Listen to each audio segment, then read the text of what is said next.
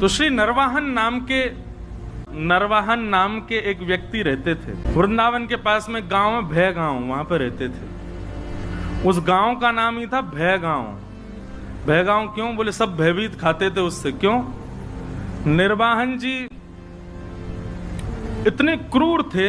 वृंदावन का मूल उद्देश्य पहले, वहां श्री यमुना जी इतनी विशाल थी कि व्यापार के लिए लोग बड़े बड़े जहाज लेकर के वहां से आया करते थे।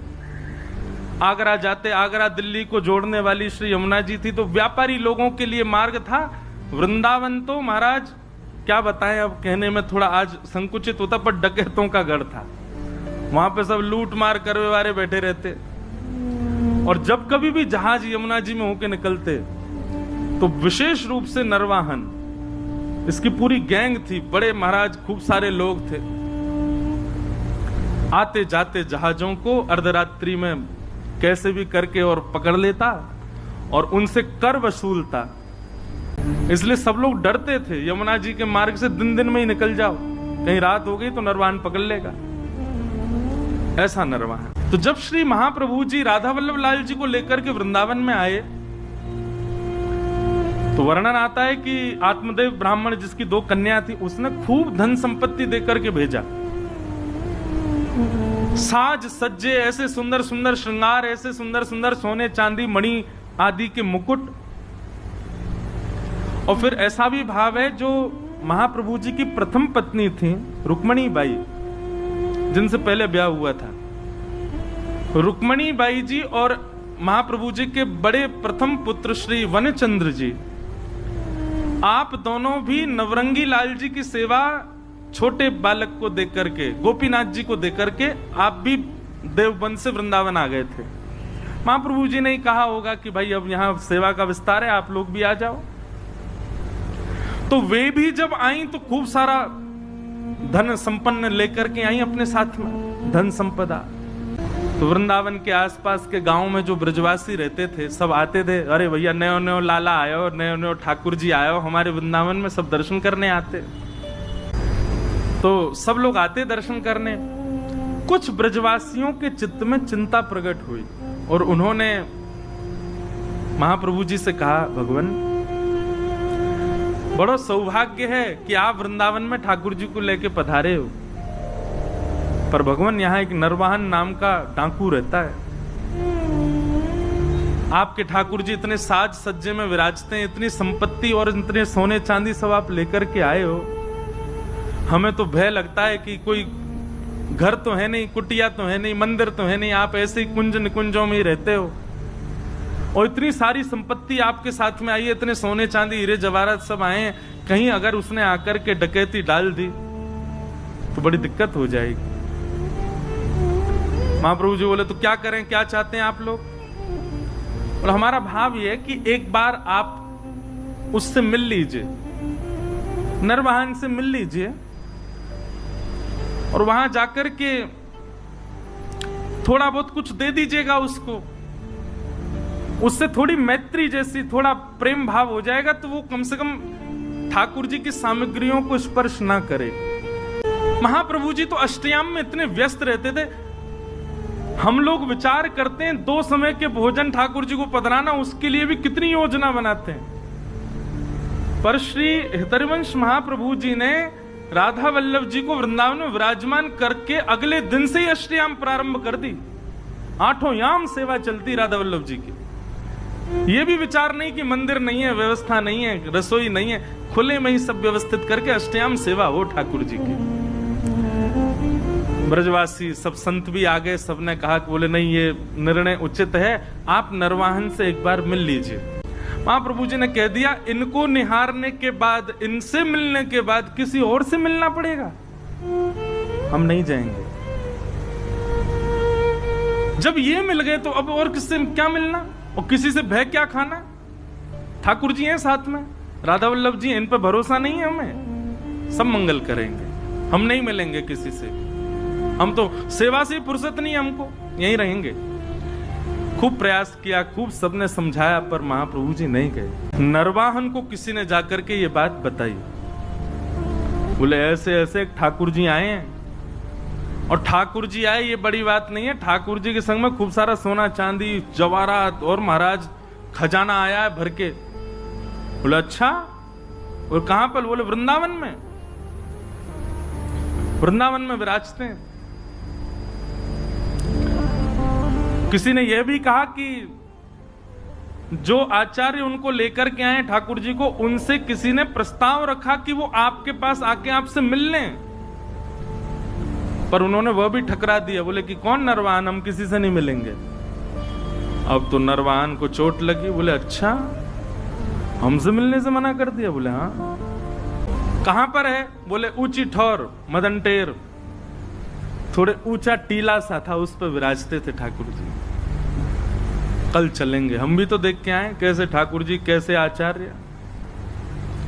और नरवाहन अपने कुछ सेवकों के साथ में तलवार लेकर के और ऊंची ठौर की ओर बढ़ा। आहा, सुबह सुबह का समय है। मंगला आरती के पश्चात श्री राधा वल्लभ लाल जी का श्रृंगार करके हितरवंश महाप्रभु आचार्य चरण आसन पर विराजमान सन्मुख बैठ करके श्री ठाकुर जी को पद सुना रहे थे। बनी श्री राधा मोहन की जोड़ी, बनी श्री राधा मोहन की जोड़ी। नरवाहन धीरे धीरे समीप जा रहा है, अपनी तलवार से कुंजों को इधर उधर करके फिर आगे प्रवेश करता है। स्वर कानों से भीतर प्रवेश कर रहा है और स्वर में कहे गए शब्दों का चिंतन बनता जा रहा है। हितरवंश महाप्रभु गा रहे हैं और श्री राधा वल्लभ लाल जी सामने विराजमान है। अद्भुत छटा है ठाकुर जी की। इतने में ही तलवार से उसने कुंज जो आपस में जुड़ी हुई हैं, इस प्रकार से जैसे अंदर झांक करके देखा, पत्तों की आवाज आई। देख ही रहा था, महाप्रभु जी गा रहे थे। नरवाहन ने जैसे ही तलवार से लता गुल्मों को दूर किया और भीतर झांकने लगा, तो पत्तों की आवाज से महाप्रभु जी ने गाते गाते बस इस प्रकार से पीछे देखा। जैसे कई बार आपने अनुभव किया, कोई पीछे आ जाए तो आप पूरे नहीं मुड़ के केवल इतने ही मुड़ते हो, इतने ही मुड़े और आंखों को घुमाते हो देखने के लिए कौन है पीछे। महाप्रभु जी केवल इतने घूमे और आंखों से बस पीछे निहारा। नरवाहन दिखा नहीं उनको, लेकिन नरवाहन को इतना रूप दिखा केवल महाप्रभु जी का। हरिवंश महाप्रभु का इतना मुख देखते ही उसके तो हाथ कंपायमान होने लगे, उसके तो नेत्रों से अश्रुधार गिरने लगे। ना जाने क्यों अपने अवगुण सब अवगुण जैसे दिखने लगे। मनी मन भीतर ही भीतर उसके ना जाने कितनी ग्लानि उत्पन्न होने लगी।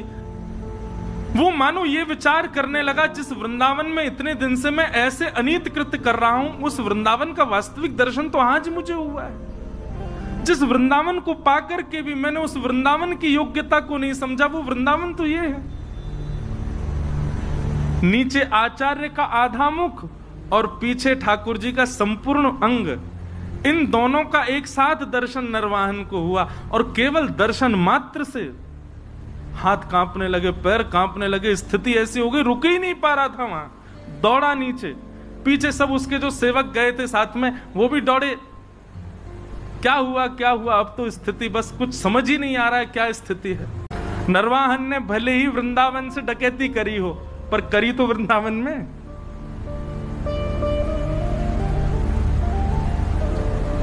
अब तो नरवाहन की स्थिति ये हो गई, तलवार वलवार तो सब दूर फेंक दी। विशाल स्वरूप था उसका, स्वरूप का वर्णन करते हैं कि देखते डर जाए आदमी, इतना खतरनाक था नरवाहन।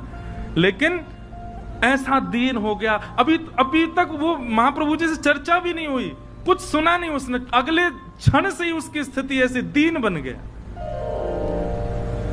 प्राण हरिवंश, जीवन हरिवंश, नित्य हरिवंश, हरिवंश हरिवंश हरिवंश हरिवंश, बस यही गाता रहता और लता कुंजों में पड़े पड़े रुदन करता रहता, अपने आप को कोसता। ऐसी आत्मग्लानि में चला गया और केवल प्राण हरिवंश, जीवन हरिवंश, नित्य हरिवंश, बस हरिवंश हरिवंश हरिवंश, इसी भाव में ही रहता। आसपास के सब सेवक बेचारे तलवार लिए खड़े रहते, उसको देखते, देखा तो हमने भी, हम पे तो कुछ नहीं हुआ, इसको क्या हो गया। सरदार सरदार, उनको बोलो हरिवंश, गाओ हरिवंश, कहो हरिवंश, नाचो हरिवंश। बोले हरिवंश रोटी खिला जाएंगे? अरे अपना काम धंधा कैसे करना है अब? बोले सब हरिवंश, नित्य हरिवंश, बस हरिवंश हरिवंश हरिवंश, यही गाता रहता। जय जय राधा वल्लभ हित हरिवंश, श्री हरिवंश। साथ के सब लोगों ने सोचा, बोले भैया ट्रेंड तो हम हो ही गए इनके संग रह के, अब इनको रहने दो, हरिवंश जी की स्मृति, हम चलें अपना काम करें। उसी समय एक जैन व्यापारी आगरा से अपना कुछ सामान लेकर के बड़े जहाज में यमुना जी के रास्ते दिल्ली जा रहा था। तो नरवाहन के संग में रहने वाले सब लोगों ने योजना बनाई और उस जहाज को बीच में ही रोक लिया। उस जहाज पर भी करीब 200-250 लोग थे। उन सब लोगों ने मन में विचार किया, ये हमारा क्या बिगाड़ेंगे। वे भी लड़ने को नीचे आ गए, लेकिन नरवाहन की सेना बहुत थी और बड़े क्रूर थे सब, नहीं जीत पाए। तो पूरे जैन व्यापारी के जितने लोग थे सबको बंदी बना लिया, पूरे जहाज को जमुना जी में खड़ा करके और पकड़ करके जो भय गांव था वहीं उसका कारागृह था, जेल बना रखी थी उसने, वहीं ले जा करके और सबको बंदी बना दिया। सबको बंदी बना करके उन पर क्रूरता करने लगे, मारने लगे, पीटने लगे, उनको स्थिति खराब कर दी। क्यों? क्योंकि कर तो दिया नहीं, ऊपर से हम पे हाथापाई कर रहा है, जानता नहीं हम नरवाहन की सेना है। एक दासी रहती थी नरवाहन के यहाँ, वो नरवाहन जी के यहाँ जाती थी, नरवाहन जी को देखती तो अब तो बस कुंज में बैठे बैठे श्री हरिवंश, हित हरिवंश, प्राण हरिवंश, जीवन हरिवंश ऐसी गाते हैं। वे समझ गई थी स्थिति अब किस मोड़ में मुड़ चुकी है। वे जाती थी और हरिवंश जी का दर्शन और श्री राधा वल्लभ जी का दर्शन करके आती थी, तो वहां कुछ वैष्णव मिलकर के जय जय राधा वल्लभ हित हरिवंश कीर्तन करते थे। भय गांव में जिस कारागृह में सबको बंदी बनाया हुआ था, दासी वहां गई और वहां जाकर के देखा वो जैन व्यापारी बेचारा रो रहा था, मेरे छोटे छोटे बच्चे हैं, मेरा परिवार है, मैं तुमको कर दे दिया, सब ले लो, मेरा जहाज भी अपने पास रख लो, मुझे मुक्त कर दो। लेकिन वे लोग तो इतने क्रूर, तूने हम पे हमला किया क्यों? इसी बात से उसको मार रहे थे। रात्रि का समय हुआ, सब सो गए, तो वो दासी उस जैन व्यापारी के पास गई और उससे बोली, सुनो, अर्धरात्रि का समय है, मैं जैसे ही चली जाऊं यहां से, उसके बाद जोर जोर से जय जय राधा वल्लभ हित हरिवंश, जय जय राधा वल्लभ श्री हरिवंश, जय जय राधा वल्लभ श्री, इसका उद्घोष करना और सब मिलकर के एक साथ करना। और सुनो, कोई आकर के तुमसे पूछे ये क्या गा रहे हो, किसका नाम बोल रहे हो, तो कह देना हमारे इष्ट राधा वल्लभ हैं और हमारे गुरु हरिवंश जी हैं। और ध्यान रहे, जितनी ताकत तुम्हारे पास है उतनी ताकत से गाना। उसकी योजना ये थी कि आवाज नरवाहन को सुनाई दे। कारागृह में बंदी बने हुए जो सब व्यापारी थे, उस दासी के जाति सब चिल्लाने लगे, जय जय राधा वल्लभ हित हरिवंश, जय जय राधा वल्लभ श्री हरिवंश, जय जय राधा वल्लभ हित हरिवंश। आहा, ये स्वर सुनते ही मानो नरवाहन की स्थिति तो ऐसी हो गई कि जैसे प्यासे को जल पिला दिया हो, भूखे को पानी पिला दिया हो, जिसको नींद आ रही है उसको बिस्तर दे दिया हो, जिसको अत्यंत सुख की कामना हो, जिस सुख की कामना हो वो सुख दे दिया हो। नरवाहन तो आनंदित हो गए, आनंदित होकर के उठ करके ढूंढने लगे कहां से आ रहा है स्वर। सुनते सुनते जैसे पहुंचो, अपने कारागृह में पहुंच गए। कारागृह के भीतर जाकर के देखा तो सब बंदी बने हुए हैं, वही गा रहे हैं, जय जय राधा वल्लभ हित हरिवंश, जय जय राधा वल्लभ श्री हरिवंश। नरवाहन ने जाकर, अरे भैया सुनो, कौन हो तुम लोग और ये क्या गा रहे हो? बोले महाराज, ये राधा वल्लभ जी जो है ये हमारे इष्ट हैं और ये हरिवंश जी जो हैं ये हमारे गुरु हैं। जैसे सुना कि हरिवंश उनके गुरु हैं, नरवाहन की तो स्थिति हाथ पांव कांपने लगे। जिन गुरुदेव की मैं आज एक झलक देख करके मेरी स्थिति हो गई, ये उनके साक्षात शिष्य हैं, मेरे गुरु भाई हैं, और ये मेरे यहां कारागृह में बंदी। तुरंत बुलाया, बोले खोलो, अभी चरण पढ़ो, इनके चरणों में दंडवत प्रणाम करो। अपने सारे जो भी उसके सहपाठी सबको बोला इनके चरणों में प्रणाम करो। सबने दंडवत प्रणाम किया। नरवाहन तो महाराज लेट करके उनके चरणों को अंक में भर के रुदन करने लगे। बोले भगवान आप मेरे गुरु भाई हैं, मेरे लोगों ने आपको प्रताड़ित किया, उसके लिए मुझे क्षमा कर दो। मुझे बस ऐसी प्रार्थना है कि श्री राधा वल्लभ लाल जी, श्री गुरुदेव भगवान मुझे स्वीकार कर लें, बस और मुझे कुछ नहीं चाहिए, आप कृपा करो भगवान। और ऐसा कहते हुए उन व्यापारियों को छोड़ दिया। जैन व्यापारी मन में विचार करने लगा, तो कौन है ये राधा वल्लभ, कौन है हरिवंश? जानता ही नहीं है, वो मुक्त हो गए उनके नाम से। भाई जिनकी वजह से जीवन मिला, एक बार देख तो चले उनको। पूछते पूछते पहुंच गए ऊंची ठौर, श्री राधा वल्लभ लाल जी का दर्शन किया। पूछने लगे, बोले भगवान वो हरिवंश जी कहाँ हैं? बोले वो वहां बैठे कुंज में। गए, जाकर के प्रणाम किया, सब अपनी बात बताई। मैं तो एक व्यापारी था महाराज, यहाँ से निकल रहा था, लूट लिया लोगों ने। दासी ने रात में आकर के मुझे बताया ऐसा ऐसा गाओ, पूछे तो कह देना इष्ट राधा वल्लभ गुरु हरिवंश। हमने तो बता दिया। एक तगड़ा सा आदमी, बड़ा विशाल विकराल उसका स्वरूप, महाराज दिल्ली तक लोग कांपते हैं उसके नाम से। हरिवंश महाप्रभु बोले क्या नाम है उसका? बोले नरवाहन। बोले अच्छा नरवाहन, नाम तो जानते थे महाप्रभु जी भी। बोले बड़ा डकैत है। बोले महाराज उसने जैसे ही आपका नाम सुना नतमस्तक हो गया, राधा वल्लभ जी का नाम सुना रुदन करने लगा, चरणों में गिर करके खूब उसने प्रार्थना करी। बस यही कह रहा था कि गुरुदेव भगवान स्वीकार कर लें, राधा वल्लभ जी स्वीकार कर लें। जैसे ये भावना उसकी सुनी महाप्रभु जी ने देखा तो राधा वल्लभ जी की ओर जैसे ही देखा तो राधा वल्लभ जी खड़े तो सीधे थे, देख ही यहीं रहे थे, बातों को ही सुनने थे। और जैसे ही महाप्रभु जी ने देखा उन्होंने तुरंत अपनी नजर सीधी कर ली। महाप्रभु जी समझ गए, ओहो इनको कृपा करनी है। वाह जय जय, बड़ी कृपा आपकी है। एक डकैत को ऐसी दृष्टि डाली कि वो पूरा बदल गया, सब उसकी स्वीकार। ठीक है, महाप्रभु जी ने भी भाव बनाया, आएगा तो अब उसको दीक्षा दे देंगे हम। नरवाहन बहुत मनी मन विचार करता कैसे जाऊं, लेकिन आज उसने थोड़ा साहस किया कि एक बार चल के ऊंची ठौर पर दर्शन तो करूं। कैसे हैं ठाकुर जी? पहुंच गया।